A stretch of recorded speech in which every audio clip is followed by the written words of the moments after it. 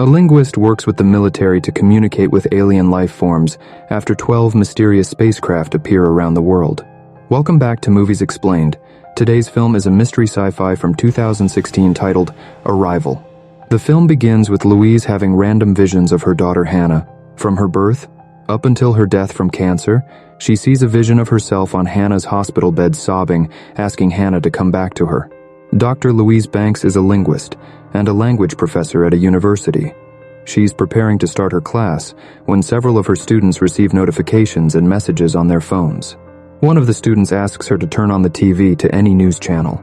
Louise is puzzled, but turns on the television, where a news reporter is discussing a large object that landed 45 minutes ago, and another reporter goes on to explain about 12 other large object landings around the world in various locations.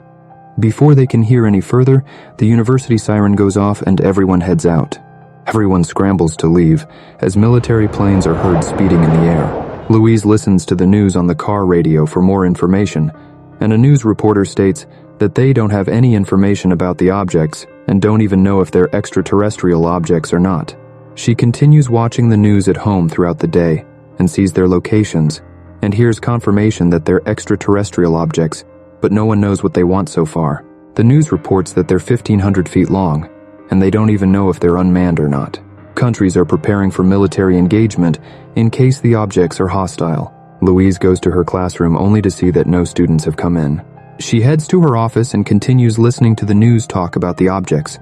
The president has declared a state of emergency, and 5,000 National Guards have been deployed to Montana, where the object has landed. Borders are closed and flights are all canceled as people panic to buy gas, food, and water. While Louise is listening to the news, she is approached by Colonel Weber, who requests her assistance with an audio communication with the extraterrestrials. Colonel Weber plays a recording of someone asking the extraterrestrials why they are here and where they came from, and all that can be heard are strange noises. Louise explains to Colonel Weber that she doesn't understand their communication and that she would have to accompany them to Montana for additional research. But Colonel Weber forbids her from coming close to the object and leaves. At night, Louise is startled by the loud noise of Colonel Weber's helicopter that lands right on her lawn. He tells her she has 10 minutes to get ready. She joins a team of military personnel in the chopper as they fly off. In the chopper, Colin Weber introduces Louise to a theoretical physicist named Ian Donnelly. Weber informs her that although she will be working with Ian, she will report to Weber. He informs her that the top priorities are determining what they want, where they are from, and how they got here. Louise suggests they talk to them first, before bombarding them with questions. As the helicopter approaches the alien object, Louise is stunned to see the enormous object in the distance. Once they arrive at the base, they're given ID badges, and their cell phones are confiscated. They are examined by the medical team stationed on site, and they are given tests and immunization shots against various bacterial viruses. They enter a communications tent with a video call with world leaders and scientists discussing the situation and are brought up to date with everything. They hear the representative of Australia explain that once inside, they only have 2 hours of air. Minutes later, they suit up and head toward the spaceship.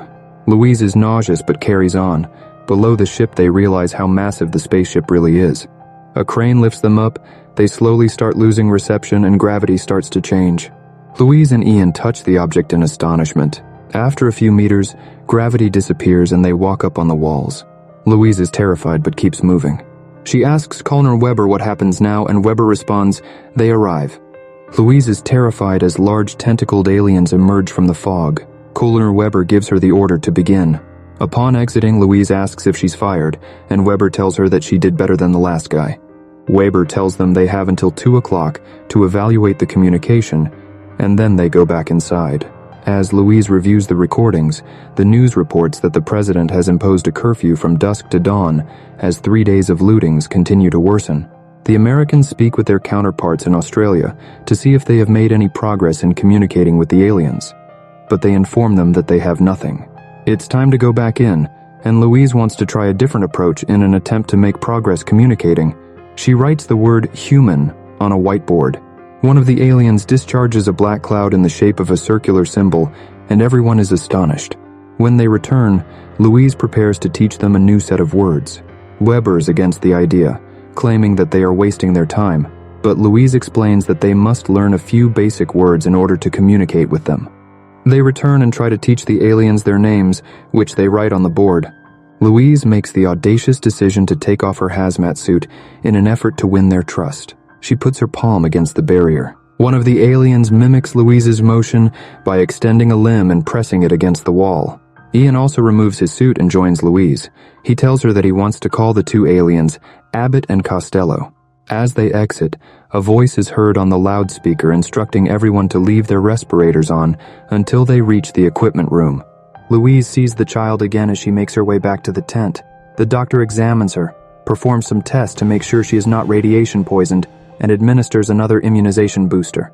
Louise is working on decoding the symbols, and she has more visions of Hannah, which leave her confused. The team has given the aliens the name heptapods, and they have made progress in finding out a few things about them. The alien ships emit no waste, gas, radiation, sound, or light. The ship's communications are undetectable to humans, and the reason for the locations they chose to land is still not determined. Louise has determined that there's no correlation between what the aliens say and write, which makes their writing free of time with no forward or backward direction. Meanwhile, tensions continue rising across the country as people panic over the creature's intentions, prompting looting and rioting. Louise has another vision of Hannah. She's asking about her divorce as she shows her a drawing. Cole Weber asks Louise to translate an intercepted phone conversation by Chinese General Shang. He says that all 12 heptapods are given advanced technologies and they are working on decoding them. Louise has been able to understand what the circular symbols mean, and the next time they go inside, Louise asks why they're here, but the aliens put out a symbol which says which rises tensions with Cole and Weber and the military.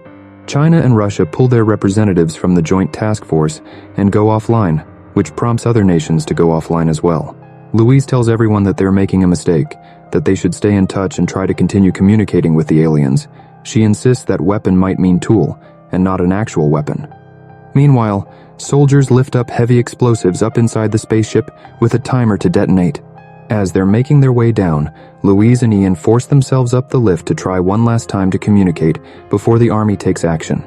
Louise gets close to the barrier and puts her hand on the heptapod's tentacle and begins having visions of the child again. The aliens display multiple symbols which confuse Louise. With 20 seconds left on the bomb, they hear gunshots outside and the aliens slam the barrier, sending Louise and Ian flying out. They shut the door and the bomb goes off inside. Louise and Ian get knocked unconscious but remain alive. Louise wakes up to find everyone grouped up waiting for her to wake up, to translate the latest symbols. As she discusses the symbols with Weber, a vibration is felt and everyone rushes outside to find the spaceship is moving. It has moved up and continued hovering in the air. China has given the spaceship on their territory 24 hours to leave China or face destruction. They advise all world leaders to do the same. Russia and a few other countries are on board with China as the countdown begins. Louise continues going through the communications in hopes of finding a solution before things escalate. Meanwhile, she has another vision of Hannah, asking her for help with her homework. She falls asleep studying the symbols, and when she wakes up, Ian shares the progress he's made while she was sleeping. Using a sequence of mathematical patterns, he's figured out that the message means 1 of 12. Louise explains to the team that 1 of 12 means the need to work with the other countries and other heptapods to put all the pieces of the puzzle together. Agent Halpern reminds her that everyone has gone offline and plays an intercepted communication with the Russians, where a Russian scientist is heard saying, "Many become one," as gunshots are heard in the background. Agent Halpern tells her that Russia just executed one of their experts to keep everything secret. Why would they give us information or work with us? Louise thinks many become one means that they need to work together. And Collier Weber suggests giving up their information as a gesture of goodwill in order to get the others to share their information as well.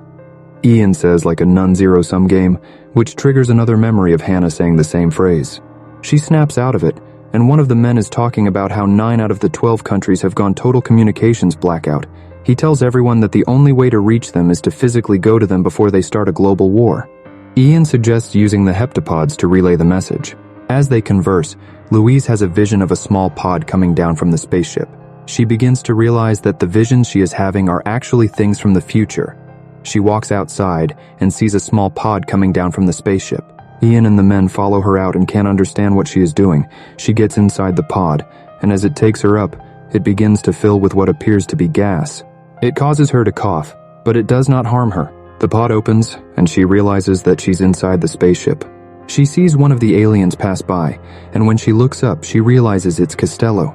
She asks him where Abbott is, and Costello displays a symbol that says, "Abbott is death process."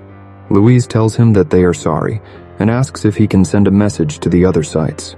Costello puts out another symbol that says, "Louise has a weapon. Use weapon." Louise asks what their purpose here is, and Costello tells her to help humanity. In 3,000 years, we need humanity help. She asks how they can know the future, and receives another vision of Hannah. She asks Costello who the child is that she keeps seeing, and Costello tells her that Louise sees future. Weapon opens time. They bring her back and Colin Weber and Ian rush to pick her up. Weber informs her that they have to evacuate because Russia and Sudan are following China. As she gets in the car, she almost passes out and sees Hannah again. She asks her if she's going to leave her like her father did. Louise tells her that it's her fault. She told him something he wasn't ready to hear. When Hannah asks her what that was, she says that she knows something that's going to happen, and when she told him, he responded by telling her that she made the wrong choice. She tells Hannah that it has to do with a rare disease that's unstoppable. Ian picks her up and she tells him that she just realized why her husband left her, which puzzles Ian because he knows she was never married. All the spaceships begin changing position as the military gets ready to engage them. Louise goes over the symbols while having constant visions of a book she wrote in the future and giving a lecture at a university. She snaps out of it and tells Ian that she knows what it is. It's not a weapon, it's a gift. She tells Weber that the weapon is a gift. It's their language. When you learn it, you begin to perceive time the way they do and can see what's to come. She tells him that time isn't the same for them. It's non-linear. Weber tells her that it's too late and that it was an honor to work with them. As she leaves, she has another vision of the future. She sees General Shang. He tells her that the only reason he's there is to meet her in person. He tells her that 18 months ago she did something not even her superior could have done. He says that you changed my mind by reaching out to my private number. Louise tells him that she doesn't know his private number. He shows her his phone and tells her that now she does. He tells her that he doesn't know how her mind works, but believes it was important for her to see that. Louise runs back inside. Agent Halpern tells the men to shut everything down. One of the soldiers informs him that there is an outgoing call to China from inside the base and it's from his phone. Everyone scrambles to find the caller. As Louise calls General Shang, she tries to see what she said that made him stand down. Her vision with the general continues. He tells her he'll never forget what she said. He whispers, "You told me my dying wife's words," and tells her in Chinese what it was. The soldiers find her and order her to put the phone down or they will open fire. Ian holds them off as Louise manages to complete the phone call and puts her hands up. Later, the news channels all over report about China standing down and willing to share their information, as other countries come forward with willingness to share as well. All the spaceships begin to take off from Earth, leaving a trail of clouds behind. Louise has another vision. She tells an unborn Hannah that this is where her story begins, the day they departed. Despite knowing the journey and where it leads, I embrace it, and I welcome every moment of it. She has another vision with Hannah already born, and as her father joins them, she sees that it is Ian. She snaps out of it and looks at Ian. He tells her that the greatest thing about everything wasn't meeting the aliens, it was meeting you. Ian gives her a hug, and she tells him that she forgot how good it was to be held by him. She has a vision of Ian asking her if she wants to have a baby, and she responds yes. Thanks for watching. Like and subscribe for more videos.